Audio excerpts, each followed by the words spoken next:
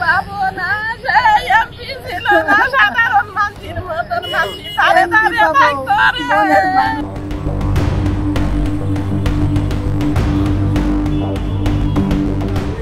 টেলিভিশনের মাধ্যমে, প্রশাসনের মাধ্যমে জানতে পেরেছি এই হত্যা মিশনে 6 জন কিলার অংশগ্রহণ করেছেন। এই হত্যার master mind Akhtaruzzaman Shahin. MP Anar হত্যাকাণ্ডে আলোচনা আর জল্পনা কল্পনা এখন দেশ জুড়ে। সঙ্গে অবধারিতভাবে কিছু প্রশ্ন। কেন এমপি আনার খুন হলেন? খুন করার জন্য তাকে ভারতেই বা নিয়ে যাওয়া হলো কেন? কারা তাকে খুন করলো? নানানভাবে সংশ্লিষ্ট ব্যক্তিদের সঙ্গে কথা বলে এসব প্রশ্নের উত্তর খোঁজার চেষ্টা করেছে দ্য বিজনেস স্ট্যান্ডার্ড।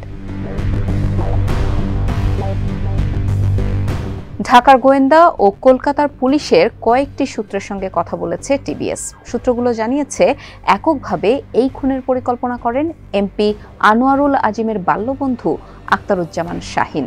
তিনি ঝিনাইদহের কোটচাঁদপুর পৌরসভার মেয়র মোহাম্মদ শহীদুজ্জামানের ছোট ভাই। শাহীন আমেরিকারও নাগরিক। নিউ ইয়র্কের ব্রুকলিনে তার বাসা, রাজধানী ঢাকার গুলশানেও তার বাসা আছে।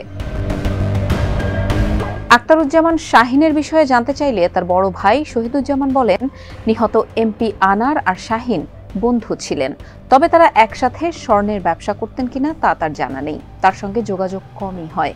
হত্যার সঙ্গে জড়িত কিনা এই বিষয়েও তিনি কিছুই জানেন না বলে দাবি করেন।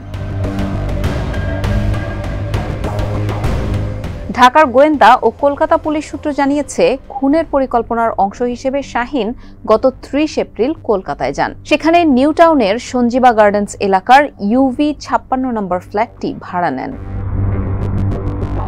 পশ্চিমবঙ্গের সিআইডির প্রধান অখিলেশ চতুর্বেদী জানিয়েছেন, পূর্ব কলকাতার নিউ টাউন অঞ্চলে যেই ফ্ল্যাটে আনোয়ারুল আজিমকে খুন করা হয়েছিল সেটি পশ্চিমবঙ্গ সরকারের আবগারি দপ্তরের কর্মকর্তা সঞ্জীব কুমার রায়ের। সঞ্জীবের স্ত্রীর কাছ থেকে ফ্ল্যাটটি ভাড়া নিয়েছিলেন আখতারুজ্জামান নামের এক ব্যক্তি। ফ্ল্যাট ভাড়া নেওয়ার সময় তিনি আমেরিকান পাসপোর্টের তথ্য ব্যবহার করেছিলেন। এমপি আনার হত্যায় শিলাশ্রী নামের এক তরুণীর নাম উঠে এসেছে। তদন্তের সঙ্গে সংশ্লিষ্ট কর্মকর্তারা বলছেন, খুনের কোন পর্যায়ে এই তরুণী সংশ্লিষ্ট তা পুরোপুরি পরিষ্কার নয়। হত্যাকাণ্ড এবং লাশ গুমের পর থেকে এই শিলাশ্রী লাপাত্তা। তদন্তে নেমে ঢাকা ও কলকাতা পুলিশ জানতে পেরেছে, শিলাশ্রীকে নিয়েই কলকাতার বিধাননগরের নিউ টাউনের ওই ভাড়া ফ্ল্যাটে উঠেছিলেন খুনি। সংসদ সদস্য আনোয়ারুল আজিমকে ফ্ল্যাটে ডেকে নিতে টোপ হিসেবে ওই তরুণীকে ব্যবহার করা হয় বলে পুলিশ মনে করছে। তবে পুলিশ বলছে, এসবই প্রাথমিক তথ্য।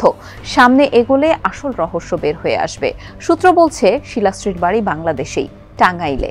এমপি খুনের পরিকল্পনাকারীর সঙ্গে প্রায়ই বিদেশ ভ্রমণ করতেন তিনি। এই ঘটনার পুরোটা সময় সেই ফ্ল্যাটে শিলাশ্রী উপস্থিত ছিলেন। হত্যাকাণ্ডের বিষয়ে শিলাশ্রী আগে থেকে কিছুই জানতেন কিনা তা অবশ্য স্পষ্ট নয়। 30 এপ্রিল কলকাতায় যাওয়ার সময় মূল পরিকল্পনাকারী শাহীন তার সঙ্গে আমানুল্লাহকেও নিয়ে যান।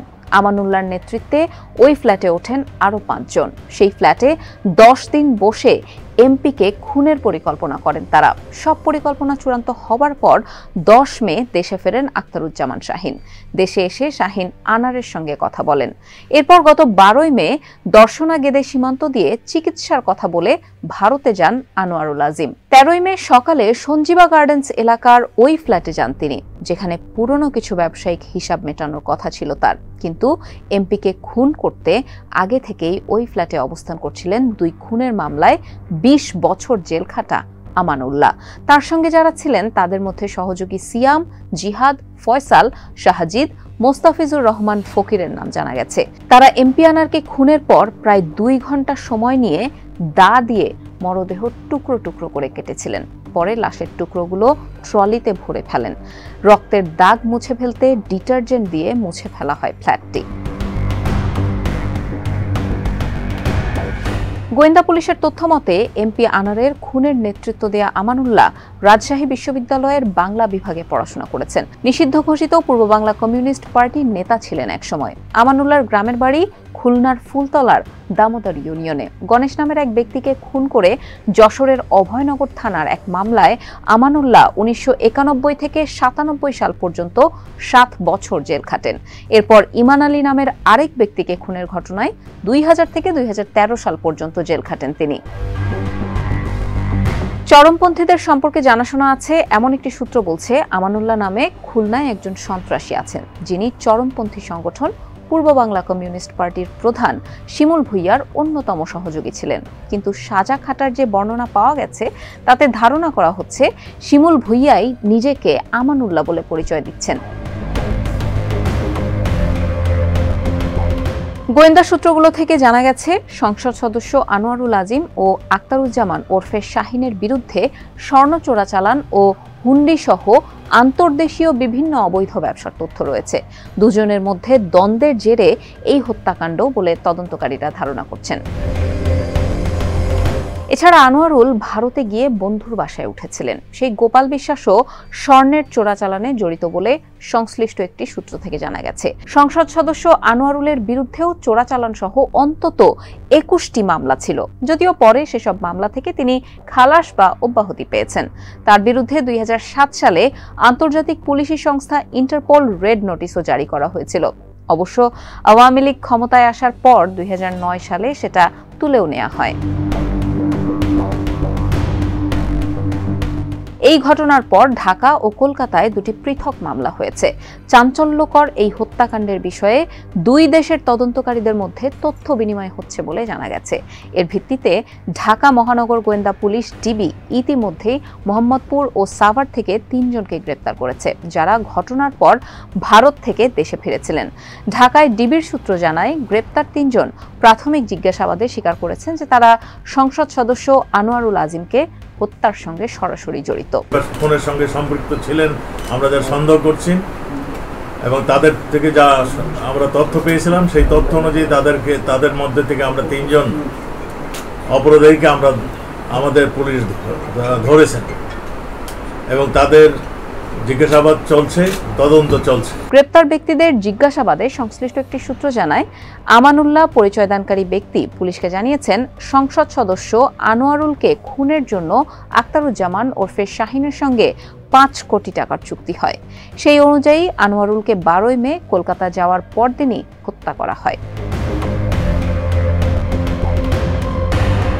নিহত আনোয়ারুল আজিমের মরদেহ খুঁজে পেতে একাধিক সূত্র ধরে তল্লাশি অভিযান তদন্ত চালাচ্ছে পশ্চিমবঙ্গ রাজ্য পুলিশ। তবে বিভিন্ন সূত্রে এটুকু জানা গেছে, আজিমের মরদেহ খণ্ড বিখণ্ড অবস্থায় ইতিমধ্যেই কলকাতা পুলিশের হাতে এসেছে। এই নিয়ে তারা আনুষ্ঠানিকভাবে কথা বলতে নারাজ। ধারণা করা হচ্ছে, বাংলাদেশের পুলিশ এবং নিহত সংসদ সদস্যের পরিবারের সদস্যরা কলকাতায় পৌঁছানোর পরে সংবাদ সম্মেলন করে এই বিষয়ে নির্দিষ্ট তথ্য জানাতে পারে পশ্চিমবঙ্গ পুলিশের অপরাধ তদন্ত বিভাগ সিআইডি। এই ঘটনার তদন্তভার দেয়া হয়েছে সিআইডিকে। গোয়েন্দা পুলিশ সূত্র বলছে, 13 মে এমপি খুন ও লাশ গুম নিশ্চিত হওয়ার পর 15 মে আকাশপথে কলকাতায় যান যুক্তরাষ্ট্র প্রবাসী আক্তারুজ্জামান শাহিন। সেখানে গিয়ে কিলিং মিশনে অংশ নেওয়াদের বৈধ ও অবৈধ পথে দেশে ফেরত পাঠান তিনি। এরপর 18 মে ভারত থেকে নেপালে চলে যান। সংশ্লিষ্ট সূত্র বলছে, কিলিং মিশনের প্রধান ব্যক্তি আমানুল্লাহ দেশে গ্রেপ্তারের পর নেপাল থেকে সটকে পড়েন শাহিন। সর্বশেষ গত 21 মে তিনি দুবাই চলে যান।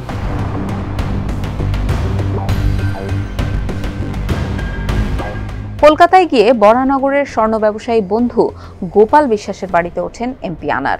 13 মে দুপুরে সেই বাড়ি থেকে বেরিয়ে আর ফেরেননি আনোয়ারুল আজিম। কিন্তু 16 মে থেকে তার সঙ্গে আর যোগাযোগ করতে না পারায় 18 মে বরানগর থানায় একটি নিখোঁজের সাধারণ ডায়েরি করেন গোপাল বিশ্বাস। গত 22 মে সকালে ভারতীয় সংবাদ মাধ্যম আনারের খুন হওয়ার সংবাদ আসে। এই সময়ের মধ্যে দেশে তার ছোট মেয়ে মুমতারিন ফেরদৌস ডরিন ঢাকায় গোয়েন্দা ও পুলিশের সঙ্গে যোগাযোগ করে তার বাবার নিখোঁজ হওয়ার বিষয়টি জানান। পরের কয়েকদিনে দুই দেশের পুলিশের মধ্যে যোগাযোগ হয়। দুই দেশের পুলিশ সূত্র বলছে, খুনের পর 13 মে বিকেলে একটি উবার গাড়িতে করে লাশের টুকরো ভর্তি ট্রলি নিয়ে বের হয়ে যান কিলিং মিশনের 2 সদস্য।